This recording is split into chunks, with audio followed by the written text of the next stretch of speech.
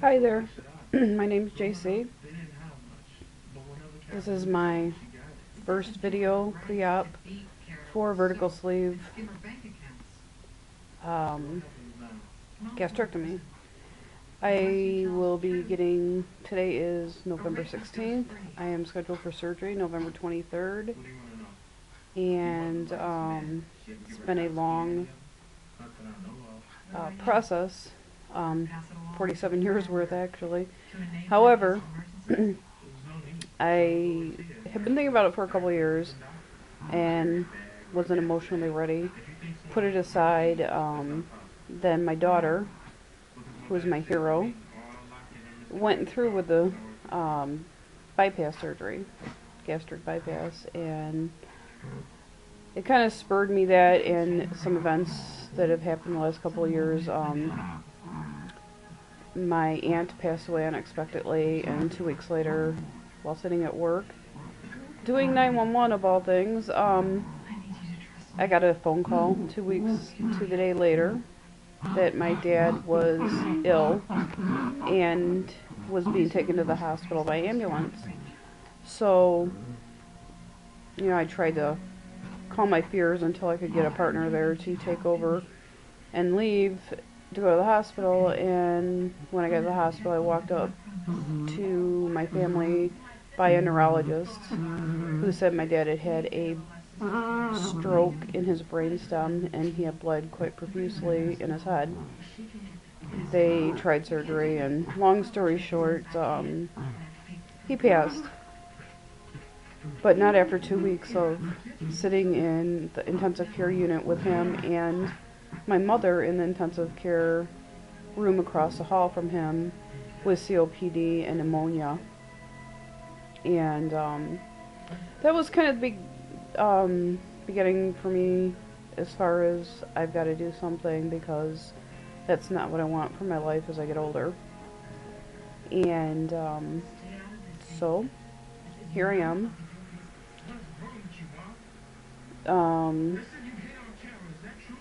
A year and a half after my dad passed, and I passed every test there is, and it was quite rigorous. From the time you go see the doctor for the first time, you then do a psychological evaluation, which consisted of talking to the psychologist and then taking a test, which I found kind of humorous. Anybody with half a brain, I would hope, would see what they were doing. They, ask you, is the sky blue in one question, and 30 questions later, do you believe the sky is blue? So, yeah.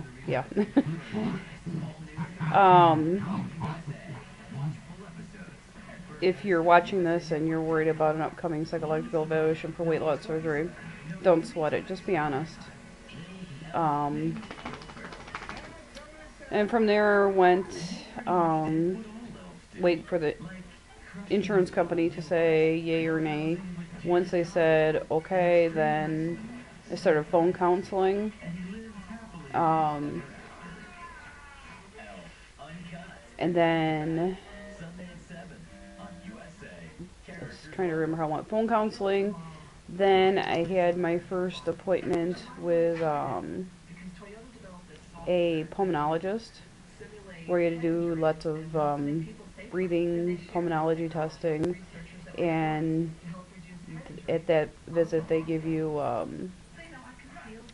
Lovenox. It's a blood thinner type thing you got to take after the surgery, and before that there was a sleep test which the pulmonologist reviews. And then, which wasn't a bad thing either. It was like a regular room. I was so tired I slept soundly. I think I only moved once the entire night. Past that, talked to the pulmonologist, passed my pulmonary function testing, got the prescription and a nice little kit they send you home with, watch the video, a thing to keep track of your shots, etc., etc. And after I passed that, I got finally heard from the doctor's office about a date, which was November 23rd. So last week I seen the weight loss doctor, who's doing the surgery. He said everything looks good. Went for my pre-op testing yesterday and got a phone call this morning that my EKG was abnormal.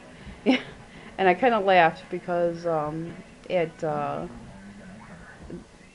they were trying to do this EKG, first, they hooked me all up and I'm flatline. She's like, "You're dead." I said, "Really?" I've been told I was cold before, but so they messed with that, called technicians in, couldn't get it to run, walked me across the hall to another room that where I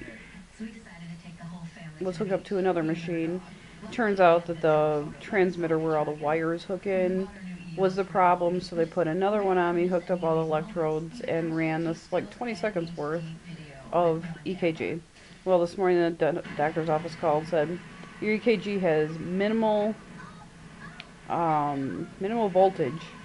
And I said, "Well, what does that mean?" And of course they didn't want to tell me. And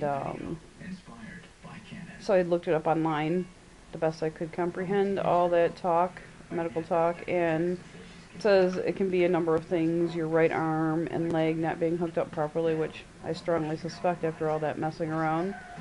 And also, if your blood pressure is high that day, which it was after all that, plus I was stressing big time, just really, for whatever reason, uncomfortable at the hospital that day. So my blood pressure was a little high. It's normally 128, and it was like 138 over, I think, 82. So it was a little high. So I'm going to see my regular doctor tomorrow to get clearance for surgery. And I really don't think it's going to be an issue. Everybody says it can be a normal deviation of a regular EKG, and I think he'll clear me because he's been really supportive, saying, for years, get the surgery, you'll love it, you'll look fantastic, and so I'm doing it. He'll be happy to hear that I have a date because I haven't seen him since all this started. So, just a couple pre-notes on my weight. Back in January of 10, I was 271 pounds, highest I've ever been in my life.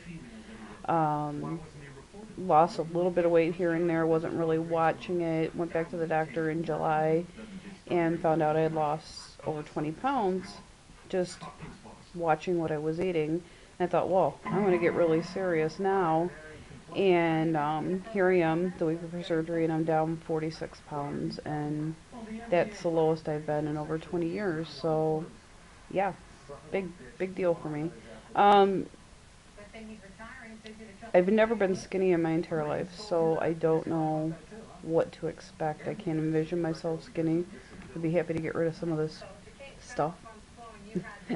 Not only in my face, but stuff everywhere else. So, I'm looking forward to a healthier lifestyle. I don't have a goal weight set because I think that's just asking for problems. My goal is to be healthier. Get off all these blood pressure medicines. I'm currently on 4 different blood pressure medicines and metformin. I'm PCOS sister, so all you PCOSs out there, I know what you're going through. I don't have diabetes. Just when you hear metformin, people automatically assume you have diabetes. I don't have it. I have insulin resistance from polycystic ovary syndrome, which causes us to retain weight, especially in the belly area. So I'd like to get my metabolism kicked in the butt here. So looking forward to losing a whole bunch of weight. I've had my naysayers, and I've put them out of my mind. Why are you doing this? You've done so great so far on your own. Why are you getting surgery? Well, folks, come on, lifelong weight problem. 44 pounds is great. It's the most I ever lost at one time in my life. However, the reality is I don't trust myself. I need the tool of the vertical sleeve and to stay long-term weight loss. So that's the reason I'm going through with it, because I don't want diabetes. I don't want to have a stroke like my father. Although he wasn't overweight, I get that from my mom's side of the family. But she has diabetes, so I don't need that. And I've never smoked, so I'm not overly worried about COPD, but from what I can understand, being heavy could come with heart problems. Heart problems can lead to COPD, so I don't want that either for myself. I think there's so much more to life as you get older um, than sitting around at home in a chair.